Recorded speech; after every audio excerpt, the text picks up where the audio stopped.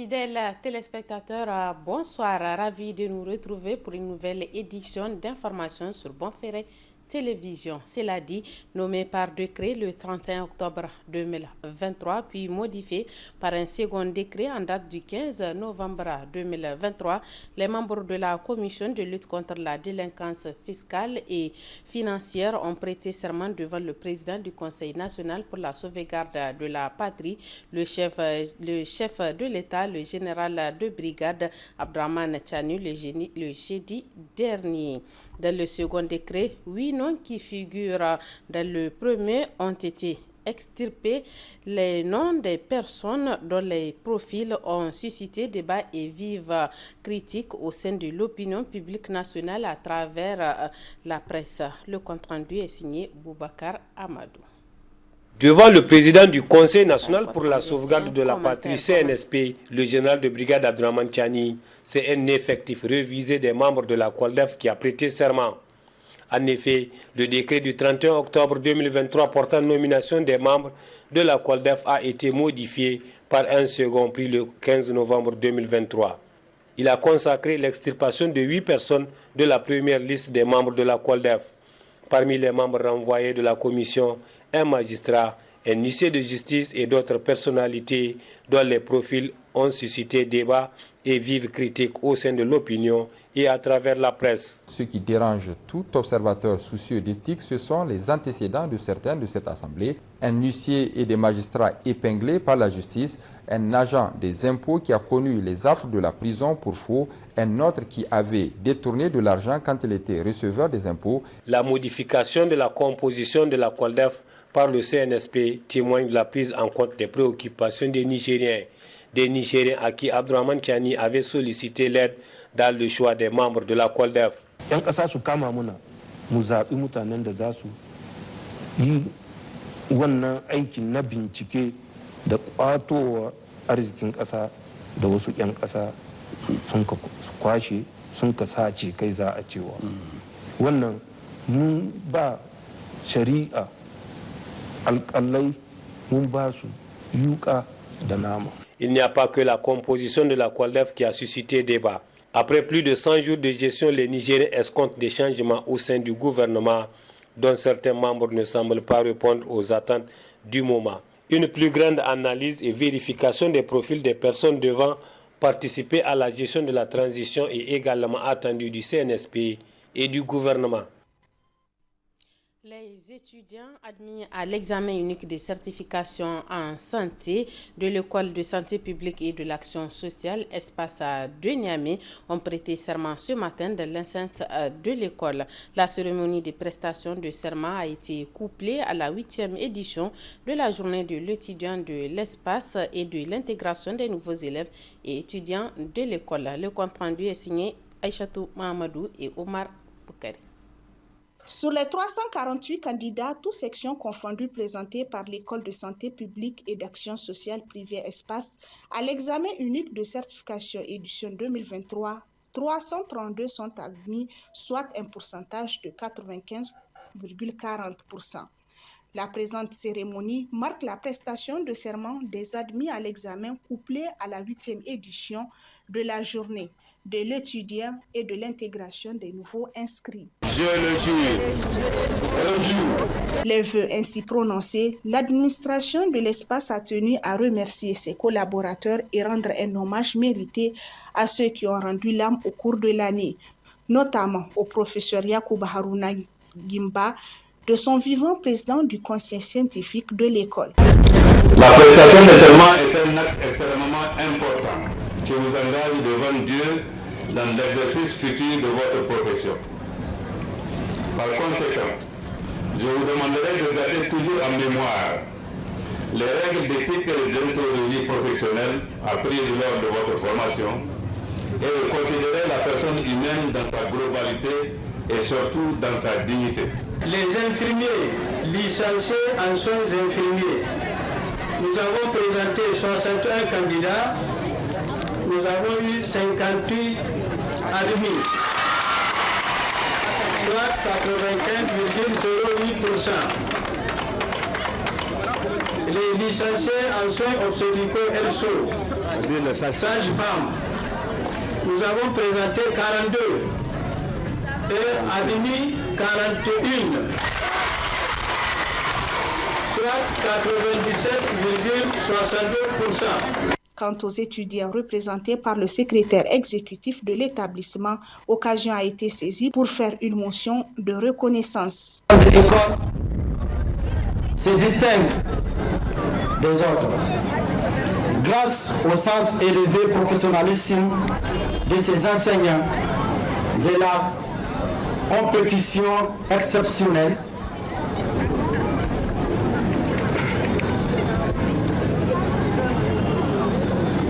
l'administration qui a à sa tête une directrice qui ne ménage aucun effort pour le rayonnement de cet établissement, et des élèves étudiants très dynamiques qui sont toujours soif d'apprendre. D'où slogan connu de tous, l'espace au service. De par les prestations culturelles, les récipiendaires ayant obtenu une mention honorable ont reçu des cadeaux symboliques. Les étudiants de l'école de santé publique et de l'action sociale privée Espace ont à leur tour décerné des témoignages de satisfaction aux enseignants et encadreurs. Cérémonie d'inauguration ce matin à Niamey du tout nouveau local de l'Institut INEM. La cérémonie a été présidée par la ministre en charge de l'Éducation nationale, de l'alphabétisation et des langues nationales, Dr Elisabeth Chérif. Étaient également présents le fondateur de l'INEM, les enseignants, parents d'élèves, étudiants et plusieurs autres invités de marque. Autre précision avec Suleiman Ousmane et Likoga. L'Institut INIM dispose désormais de son propre local flambant neuf répondant aux critères en termes environnementaux.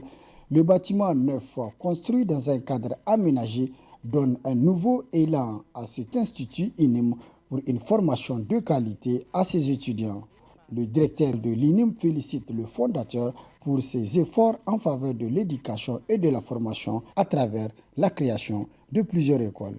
Faut-il le rappeler? Alhaji Yahya Amadou s'est engagé à faire de la jeunesse sa pierre angulaire et à faire de l'éducation des jeunes son cheval de bataille. Faut-il le rappeler, toutes ces écoles et cette merveilleuse institution, l'INIM, qui aujourd'hui a bénéficié de ce grand joyau que vous voyez, constitue une des promesses que le fondateur a faites à la jeunesse nigérienne. Et vous convenez avec moi aujourd'hui, c'est une promesse tenue et nous en sommes fiers et nous le félicitons. Et je profite de cet instant solennel pour présenter au fondateur de l'INIM les remerciements du personnel pour la mise à disposition des équipements de qualité et des outils pédagogiques et didactiques au point pour nous permettre d'accomplir le travail dans de très bonnes conditions.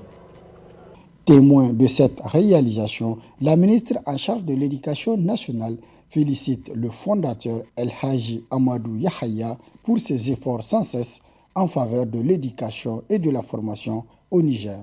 C'est-à-dire que nos enfants qui sont dans l'école publique voisine peuvent venir ici, dans ces salles que vous avez généreusement mises à notre disposition.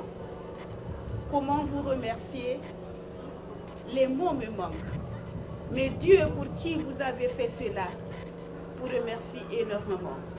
Nous prenons l'engagement de faire en sorte que ces classes que vous nous avez généreusement confiées seront prises en charge avec beaucoup de soin. Vous avez fait ce choix et nous vous félicitons pour cela. Pour rendre davantage ce joyau, la qualité de l'enseignement et tous les efforts qui sont ici fournis, nous avons en tant que parents un rôle important à jouer dans l'encadrement, dans le suivi de nos enfants. Ce que nous faisons déjà, faisons-le davantage pour que nos enfants soit la fierté de cette patrie et la fierté de l'Afrique. Situé au quartier Couronne Nord, l'Institut INIM, avec ses enseignants de qualité, dispense une formation de haut niveau et de qualité avec des résultats à la hauteur des attentes des parents d'élèves. Ce joyau permettra un meilleur encadrement et de formation des étudiants. Une série de défilés, la coupure du ruban et la visite des locaux ont marqué le clou de la présente cérémonie d'inauguration des nouveaux locaux de l'Institut INIM.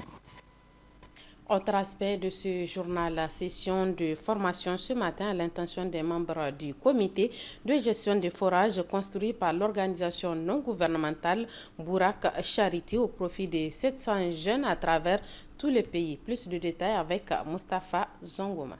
Dans le cadre du projet hydraulique Soukia Alker, exécuté par l'ONG El Bourak Charity, qui est le partenaire nigérien de mise en œuvre du Centre Roi Salman pour le secours et les actions humanitaires et qui consiste à forer 290 forages à travers le pays, il est prévu un volet formation destiné au comité de gestion de ces ouvrages. Cette formation permettra d'assurer l'entretien et le suivi des ouvrages afin de leur garantir une certaine pérennité. Le projet Soukia est financé par le Centre du Roi Salman pour le secours et les actions humanitaires a prévu sur une période d'un an, de mai 2023 à mai 2024, donc de forer 290 forages au niveau national, c'est-à-dire à l'échelle du Niger.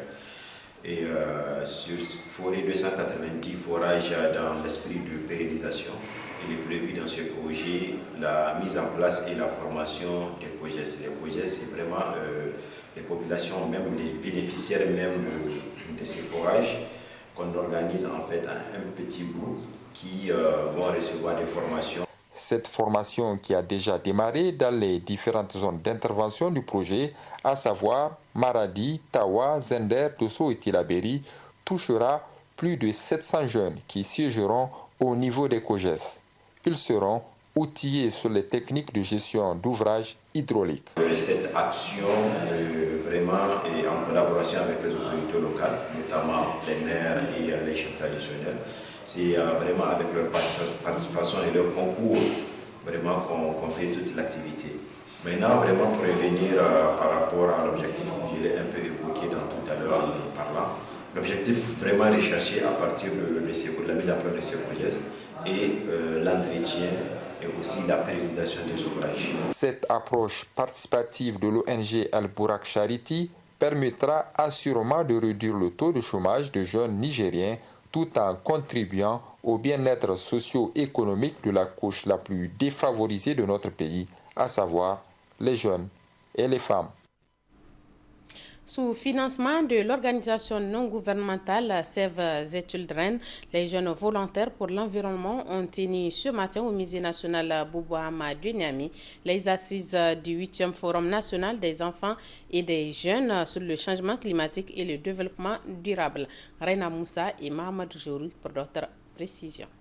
Les changements climatiques, les risques de catastrophes, la désertification, la perte de la biodiversité, les crises économiques et les maladies climato-sensibles sont entre autres les grands défis environnementaux qui entravent les efforts de développement dans notre pays.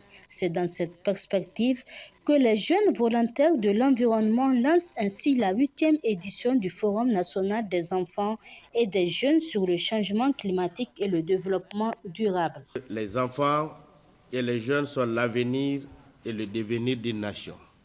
Leur implication dans les questions de développement, dans les questions de changement climatique nous permettront aussi d'avoir des jeunes soucieux des questions climatiques et qui seront non seulement des responsables qui prendront des actions demain pour leur propre futur et pour le futur aussi des générations à venir. Pour cette édition, les jeunes volontaires pour l'environnement JVE ont bénéficié de l'accompagnement de l'ONG Save the Children. En tant que première organisation internationale au monde pour la défense des droits de l'enfant, Save the Children met les plaidoyers des enfants par les enfants eux-mêmes au cœur de l'action et de la lutte contre les changements climatiques. Des données récentes montrent comment les enfants sont victimes des effets des changements climatiques et cela devait nous interpeller et nous amener à agir. En effet, 99% des décès liés au changement climatique surviennent dans les pays en voie de développement et 80% de ces décès sont des enfants. Initiative salutaire pour le secrétaire exécutif du Conseil national de l'environnement pour un développement durable. Je trouve salutaire l'initiative d'organiser le présent forum sur le climat, surtout qu'il s'aligne parfaitement avec les orientations du gouvernement et du Conseil national pour la sauvegarde de la patrie sous la présidence du général Abdrahmane Tchani, chef de l'État. Initiative salutaire aussi, car elle contribuera au renforcement de la capacité des enfants et des jeunes que vous êtes sur la compréhension des défis que pose le changement climatique pour mieux jouer votre rôle, votre partition de la promotion de solutions écologiques et durables pour le bien-être de tous et de nos écosystèmes. Ce forum a pour objectif d'engager les jeunes autour des enjeux du changement climatique. Durant 3 jours, les enfants et jeunes venus des 8 régions du pays seront amenés à échanger et jouer leur partition dans la préservation de l'environnement, à l'issue duquel un mémorandum sera établi. Du sport dans ce journal, dans le cadre de la première journée des éliminatoires de la Coupe du monde de football 2026 zone Afrique, le MENA national du Niger s'est incliné 0-1 face à la Tanzanie cet après-midi au stade de Marrakech au Maroc. Prochaine sortie du 11 national le mardi 21 novembre prochain contre le leader du groupe E, la Zambie, en attendant la première sortie du Maroc, demi-finaliste du dernier mondial après le désistement du 6e pays, l'Érythrée. Mohamed Alpha pour d'autres précisions. La première sortie des poulains de Zakaria Ibrahim dans ce groupe E comptant pour les éliminatoires de la Coupe du monde zone Afrique s'est soldée sur le score d'1-0. Le MENA national a bien négocié la première période sans encaisser de but malgré des passes approximatives qui n'ont pas inquiété l'adversaire. Les Tanzaniens, au retour des vestiaires, ont monopolisé le ballon en déstabilisant la défense à la 56e minute de jeu. On voit la frappe ici, non, passer là, tout seul, libre de tout marquage.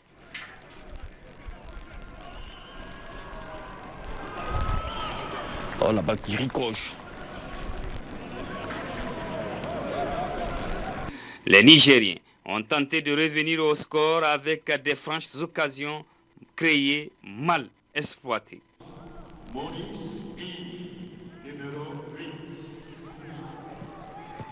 Et l'égalisation, non, quel raté de... Oh, l'égalisation était là. Massoudi. Les Tanzaniens ont pu gérer les offensives avec un tempérament un peu tendu entre les deux formations. Un faux pas dont les nôtres devront oublier et se mettre au travail pour corriger les insuffisances constatées. La seconde sortie du MENA national le mardi 21 novembre prochain face à la Zambie à partir de 20h qui est en tête de ce groupe E avec 3 points suivi de la Tanzanie 3 points. L'Érythrée, le Congo, le Maroc et le Niger chacun 0 points pour cette première journée. C'est la fin de cette édition. Merci de nous avoir suivis. Restez fidèles à Bonferré Télévision et le monde sera à votre portée. Bonne suite de nos programmes et bonne soirée à tous. Au revoir.